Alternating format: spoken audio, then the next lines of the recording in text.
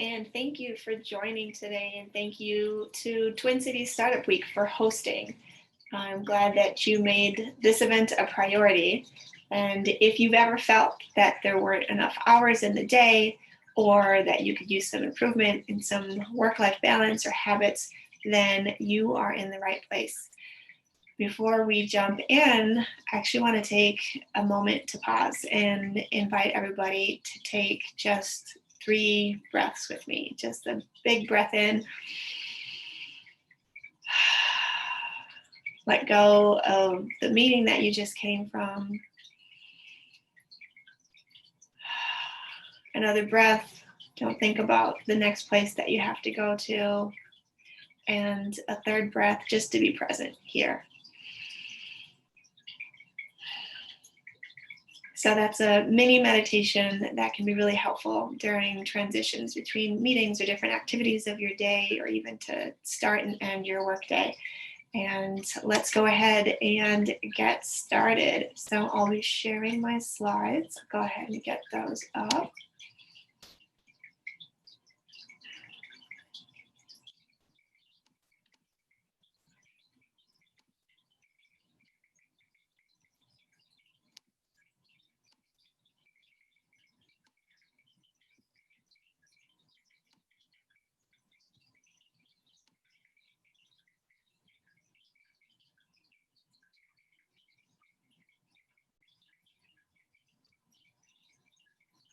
All right, here we go. So you are attending Productivity with Heart, aligning your schedule with your values. I'm Tamara Torres, founder and coach with Optimal Results Coaching.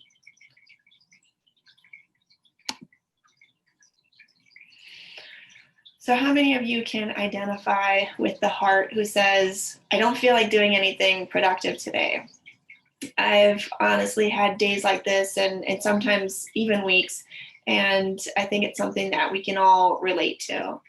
And as important as productivity is, and you'll learn lots of ways today to be more productive, it's also important to decide when to be productive, which is not all the time.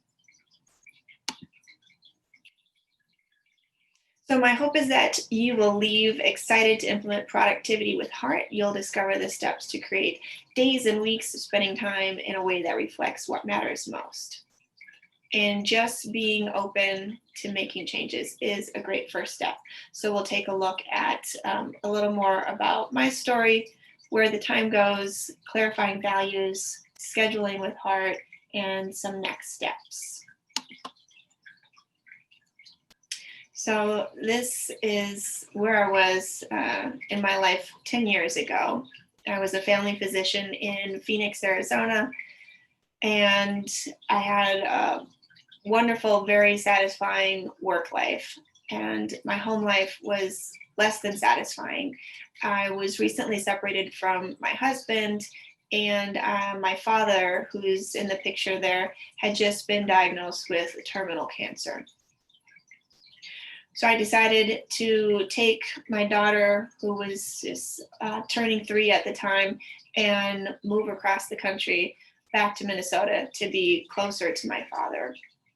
Unfortunately, the laws regarding naturopathic medicine, which I had practiced in Phoenix in the primary care setting, were not very conducive for me to continue practice in Minnesota. I wasn't able to prescribe medications in particular under the local scope of law, and I couldn't just open up a new practice and start fresh.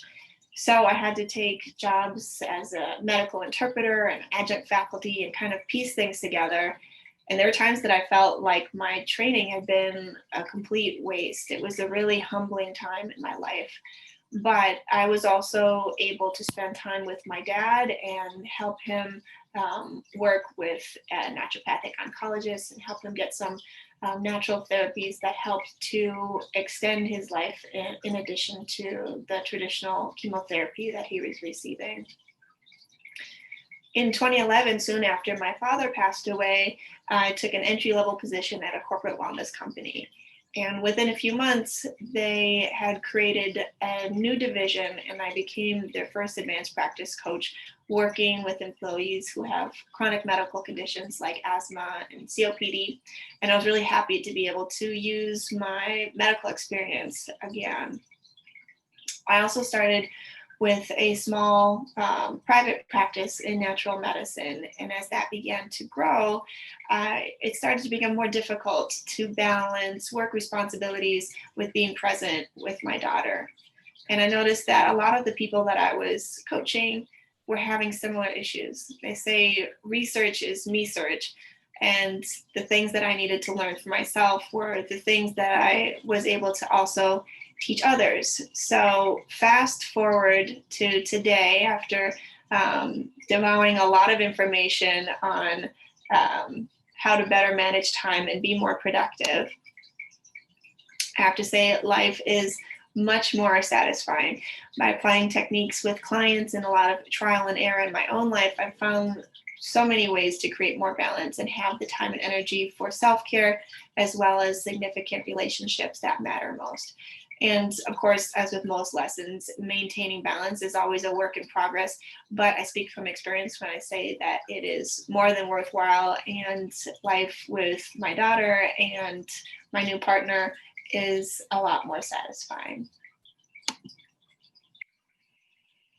I think it's easy for us to equate career success with happiness. In my case, I had a prestigious job that happened to be at one of the least happy and most stressful times in my life. I can imagine some of you can relate. As busy professionals or entrepreneurs, we can hold ourselves to especially high standards that can come at a cost to our well-being.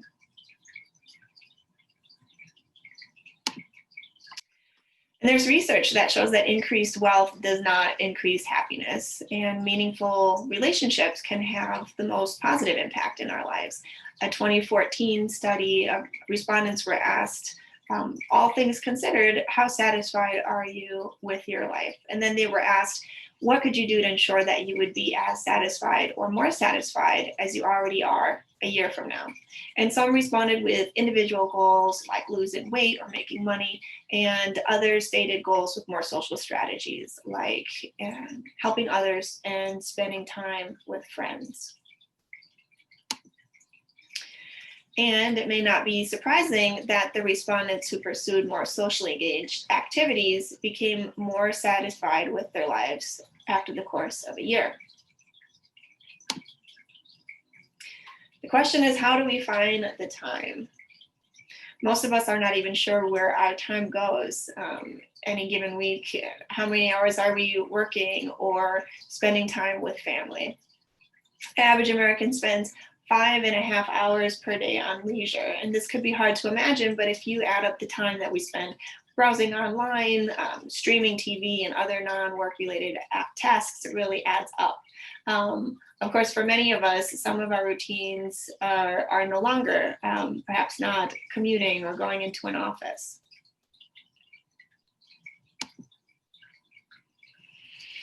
And working from home has changed considerably. It used to be a benefit of having your own business or an employee perk for others. With fewer interruptions from colleagues, you could get more focused work done. The reality today is that we have new coworkers, and some are barking for walks and others are spilling cereal on their onesies. We won't track our schedules on paper today, as I'll sometimes do in gatherings, but I do recommend it as a really powerful and eye-opening activity, and I'll share some of my calendars with you. So this is a log from a year ago, August. It was an especially busy week for me.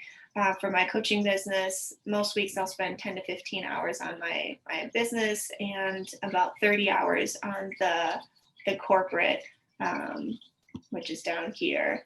But there's also plenty of time with, there's time set aside for family and friends, more time than now related to driving and taking my daughter to different activities, but plenty of time still for sleep and for my partner and time to relax. And if we think about a third of our lives is spent sleeping, another third is spent working, that means we still have a third of our time for recreation. 8 hours of sleep comes out to 56 hours a week. Even if you're working 50 hours out of 168 hours, you still have 62 hours each week for other things that are important to you. So this is from August of this year, more of an ideal schedule for me, a little less time on coaching business, a little less time with work, actually more time with family and friends, less time with my daughter just because we're not driving around so much, and then plenty of time for my partner and relaxation. I stopped tracking sleep and some of the other activities that were consistent and added a focus on relaxation, which includes meditation and bedtime reading.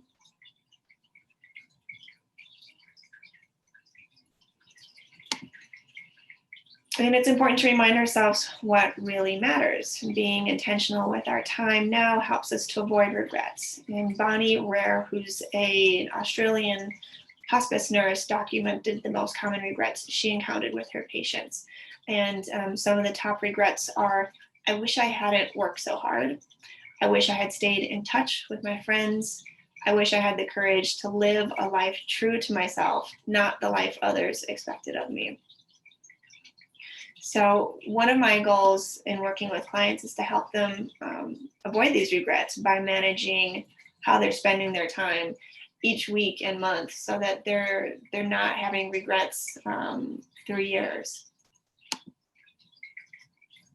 And the first step to time management is really to clarify your values. A simple definition of personal or core values is just something that's important to you. And for this exercise, I'll just have people take a moment to read some of these different values and think about which ones really speak to you, which ones are things that you relate to and are an important part of your life. I want you to write down 5 or so of these values that are meaningful. And it's really important that you write them down.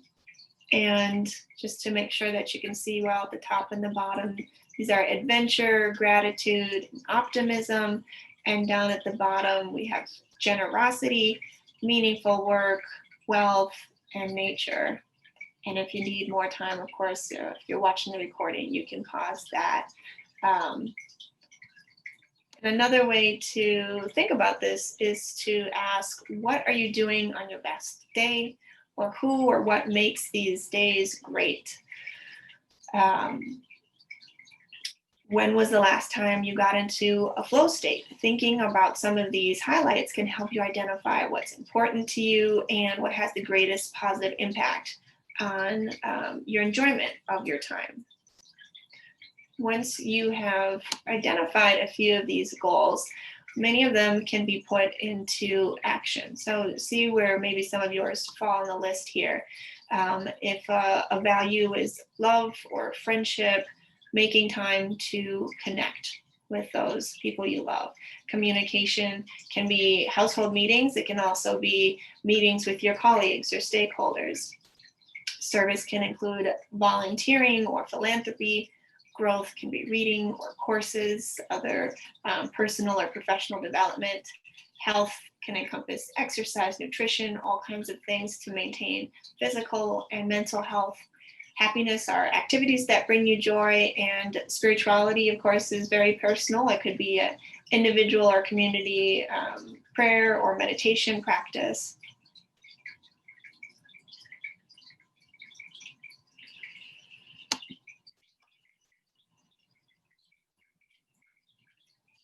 So the principles of productivity with heart include priorities, intention, flexibility, and boundaries. And so we'll talk a little bit about each of these.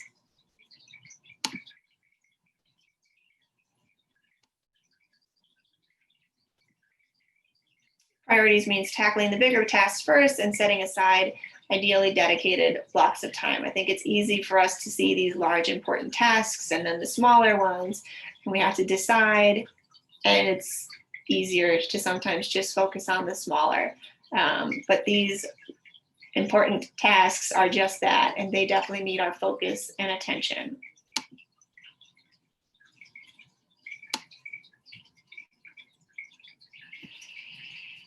Intention means being thoughtful, and it might mean challenging your defaults, overcoming the reflex to check your social media before you get out of bed in the morning, or ideally deciding what you want your day to look like. I realized in doing some morning intention setting that the same themes were coming up over and over. I wanted to have presence to complete my tasks, and also presence for my loved ones. It's also really important for me to create connection during work and in my home life.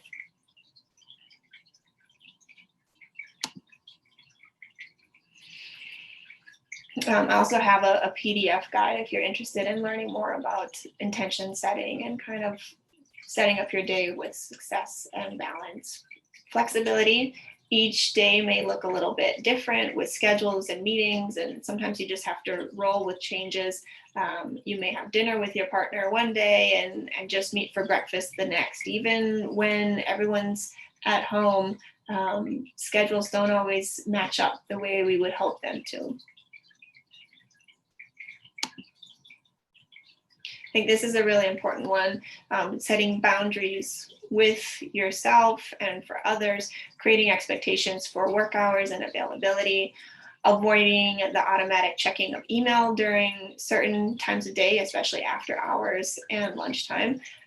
If you respond to an email at 8 p.m., you will become the one who receives emails at 8 p.m.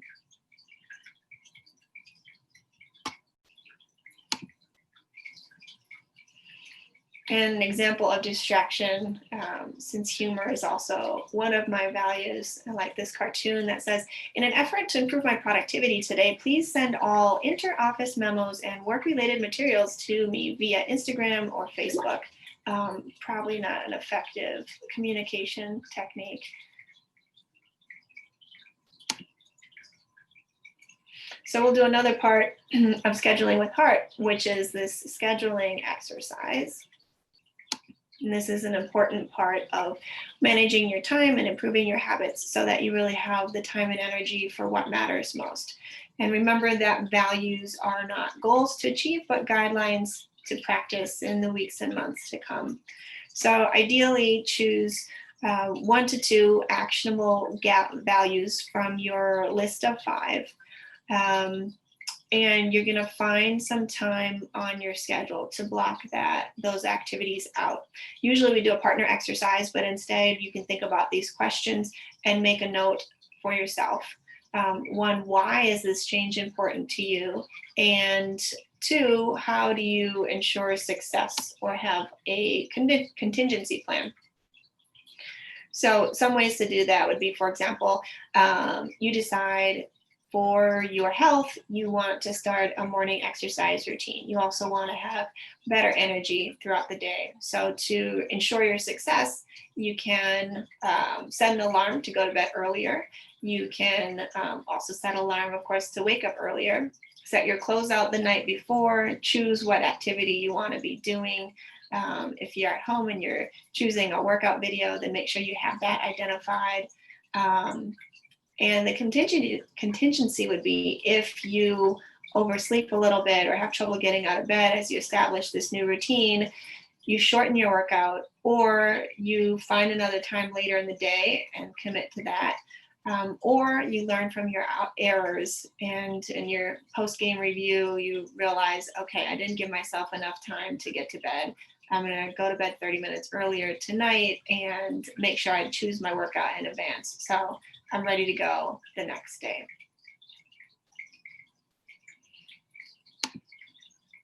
This is sort of the advanced course with scheduling, and not everybody wants or needs to fully block out their day, but this woman actually has her morning shower and prep, breakfast with family, hour commute, labeling emails. I really like this strategy because it's reviewing your emails and then choosing which ones you want to respond to, but not diving into those. When we start responding to our emails, our day gets a little bit more reactive and less proactive. And then she's scheduling 2 hours of focus time, blocking off time for lunch. She has themes for different days of the weeks. Message Monday, talking Tuesday, whatever Wednesday. Some days she has office hours where she's available to meet with other people. And then some days she has focus time just to knock out emails, which we know can take a lot of time. She has her afternoon commute, dinner with family most nights, and then midweek she has a dinner with friends. So I think this is a great way to plan out and think about your schedule and still have some variability in it.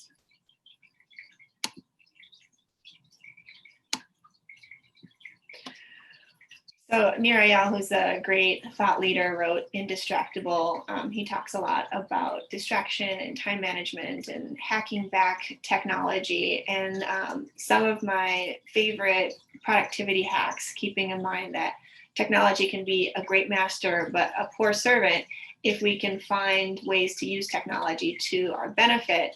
I like these 3 Ps. The first is the Pomodoro. I'll use a Pomodoro app or a little timer that will show my progress. Actually, I have one here.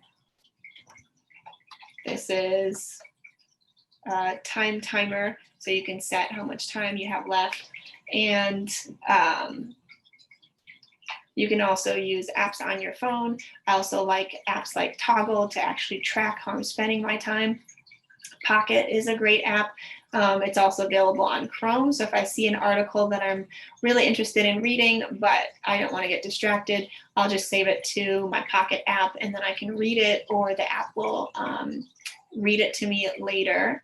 And then project management. Even if you're a solopreneur and you don't have to manage projects with other people, I think it's great to have a way to be able to visualize all of the tasks and processes that have to happen to execute a project. So something like Asana.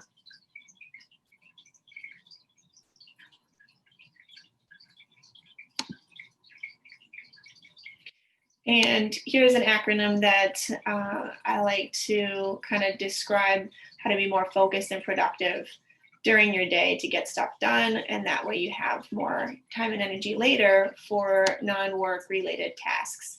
So C is for clarity about the task at hand. You can't claim to be distracted from something if you don't know what the task is that you're supposed to be working on. For myself, I find it helpful to choose kind of my top couple of priorities the evening before, so that when I get up in the morning, when I'm still waking up and maybe don't have as much clarity, it's easy for me to remember the top 3 because they're on my calendar for the next morning. Listen to what you need in terms of your personal preferences, the hour of the day. As a morning person, I prefer to do my focus time before lunch. And if you're a night owl, maybe you get a second wind and you get a lot of work done in the evening. Also in terms of environment, ideally in the summertime, I would say that would be like an outdoor cafe for me, or in a co-working space where I can feel the energy of other people who are also focusing on their own projects. E is engaging with your heart and your mind, doing everything you can to be fully present and really giving yourself to the task at hand. A is for attention, by identifying and removing distractions, whether that be technology, or if you're someone that works best without the distraction of having other people around, finding a quiet space to do your work. And rest with breaks after about 50 minutes. Lots of research shows that even if you want to spend 3 or 4 hours on a project on any given day, it's really important physically and mentally for us to get up and stretch, have a little break, grab some water. Our attention starts to wane after 45, 50 minutes or so. And then rest in terms of quality sleep. That's really an overlooked priority for a lot of people. And I like this quote from Oprah. She tells a crowd at the forum in LA earlier this year, wellness to me means all things in balance, and balance doesn't mean all things are equal or at peace at all times. So I think that's also just understanding that things are going to shift from day to day and week to week, and we can kind of create our own sense of balance in different ways.